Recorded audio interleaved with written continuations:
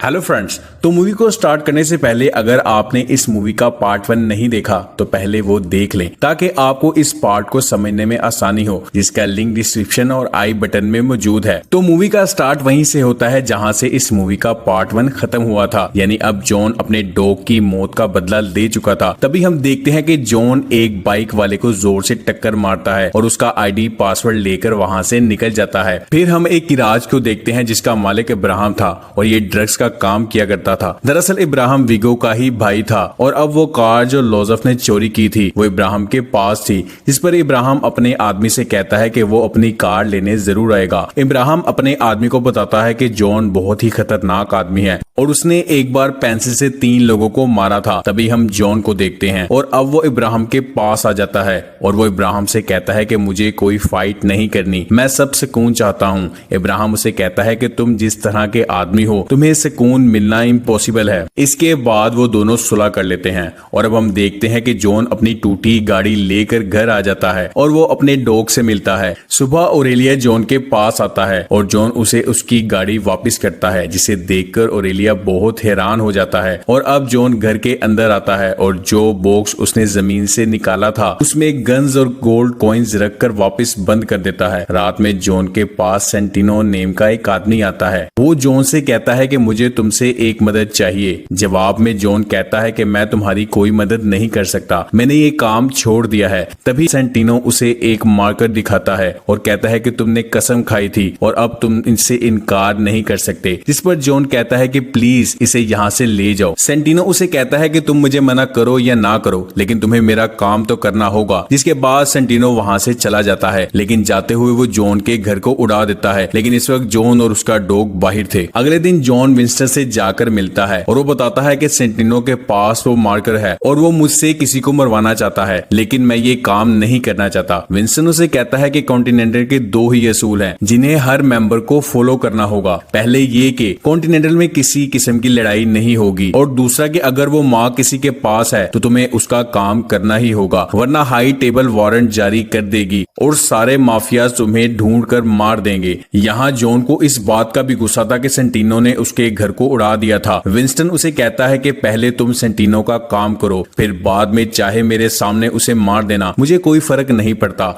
इसके बाद जॉन अपने डॉग को कॉन्टिनेंटल में छोड़कर सेंटिनो से मिलने चला जाता है। अब जॉन उससे पूछता है कि आखिर तुम मुझसे क्या चाहते हो और वो कहता है कि हाई टेबल जो कि दुनिया की सबसे बड़ी टेबल है जिसमें 12 मेंबर होते हैं, इन्हीं में से एक मेरे फादर थे, लेकिन उनकी डेथ के बाद उनकी वारिस मेरी बहन बनने जा रही है। मैं चाहता हूं कि तुम उसे मार दो। और वो जियाना यानी अपनी बहन की लोकेशन के बारे में जॉन को बताता है। एंटोनियो में जियाना की हाई सिक्योरिटी थी। इसके बाद जॉन एक बैंक में जाता है जहां से वो एक बॉक्स निकालता है जिसमें से गन, सूट और कुछ गोल्ड कॉइन्स थे। अब जॉन उस सूट को पहनकर मिशन को पूरा करने के लिए रूम के लिए निकल जाता है। अब कॉन्टिनेंटल होटल हर शहर में थे और जॉन वहां जाकर अपने लिए एक रूम बुक करवाता है और वो वहां के मालिक जूलियस से मिलता है जो कि जॉन का पुराना दोस्त था और वो उसे कॉन्टिनेंटल का सबसे बेस्ट रूम देता है। फिर हम देखते हैं कि जॉन एक टेलर के पास जाता है और अपने लिए एक सूट बनवाता है और फिर कुछ अच्छे हथियार खरीदता है और फिर कुछ लोगों की मदद से एंटोनियो महल की पूरी जानकारी लेता है और उसके ब्लूप्रिंट्स निकलवाता है। अब एंटोनियो महल में एक टनल के जरिए जाता है जहां पर जाते हुए वो अपने हथियार रखता जाता है। दूसरी तरफ हम जियाना को देखते हैं जो कि किसी मिस्टर अकोनी से मिलने के लिए जाती है।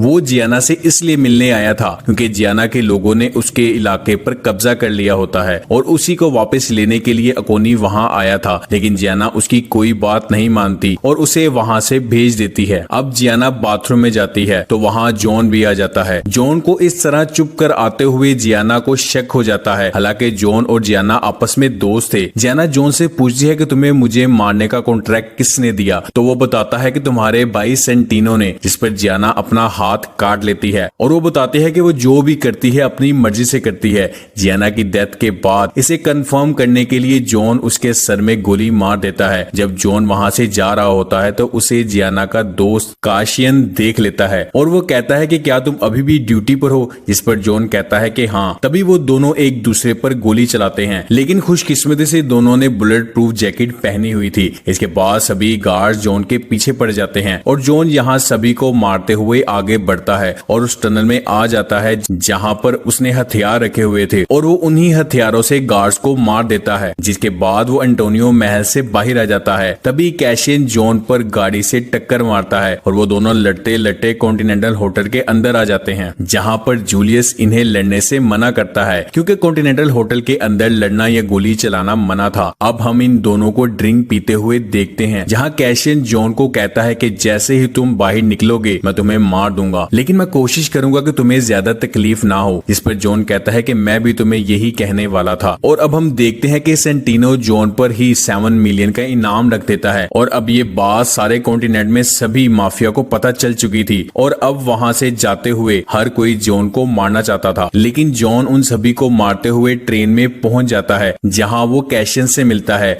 और इनके दरमियान जबरदस्त लड़ाई होती है और आखिर जॉन उसके सीने में चाकू मार देता है और वहां से निकल जाता है। लेकिन अभी भी बहुत सारे लोग जॉन के पीछे पड़े हुए थे और जॉन काफी जख्मी था। तभी जॉन एक भिखारी के पास आ जाता है और उसे गोल्ड कॉइन देता है और कहता है कि मुझे उसके पास पहुंचा दो, जिस पर वो भिखारी जॉन को मारने आए लोगों को मार देता है और अब जॉन को होश आता है तो उसके जख्मों पर पट्टी हो चुकी थी और अब वो सेफ प्लेस पर था। और रात में जॉन जिस आदमी तक पहुंचने का कह रहा था वो बावरी किंग था। एक वक्त में जॉन और बावरी किंग एक दूसरे के दुश्मन थे, लेकिन जॉन ने उसकी जान बख्श दी थी। बावरी किंग जॉन से कहता है कि मैं तुम्हें अभी मार सकता हूं क्योंकि तुम पर 7 मिलियन का इनाम है, जिस पर जॉन कहता है कि तुम्हारा सबसे बड़ा दुश्मन सेंटिनो जो हाई टेबल का मेंबर बनने वाला है और जैसे वो हाई टेबल का मेंबर बनेगा वो सबसे पहले तुम्हें ही मारने आएगा, लेकिन अगर तुम चाहो तो मैं तुम्हारे लिए उसे मार सकता हूँ। जिस पर बावरी किंग उसे एक गन और साथ एक मैगजीन देता है जिसमें हर एक गोली 1 करोड़ की थी, जिसे जॉन को चुकाना था। और अब बावरी किंग